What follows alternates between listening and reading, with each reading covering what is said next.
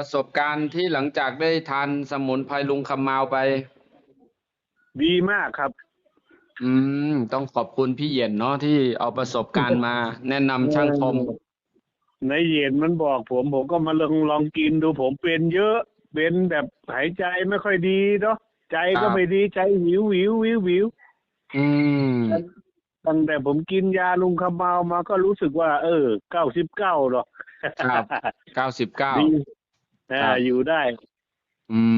มกินควันรับละครั้งละ1 ช้อนชาครับก็อยู่ทานได้อยู่นะทานมาละ1 ครั้งเองเนาะ1 ครั้งเองถ้าเพิ่มเป็เมื่อนสองใหม่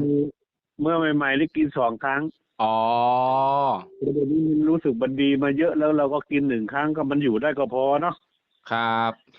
รอบนี้สั่งไปอีก10 ขวดเลย10 ขวดก็จะแบ่งให้ไม่เท่า5 ขวดคนละ5 ขวดกันอ๋อเยี่ยมไม่มากเท่ากับเลยครับไม่เท่ากับกินอยู่ไม่เท่าแต่อืเมื่อก่อนเขามกินยาไอ้พวกกาวิตก้อนอะไรนะอืกินแล้วมมันก็ไม่หายครับกินตอือนเช้าตอนมเย็นกินอีกอะครับกินไปนี่ดีสักพักดีสัก2-3 ชั่วโมงตอนเย็นเอาอีกแล้วอืมพอไม่ดีจริงเจอสมุนไพรลุงคำมาวไปลูกเขยคนไทยใหญ่เลยประทับใจเลย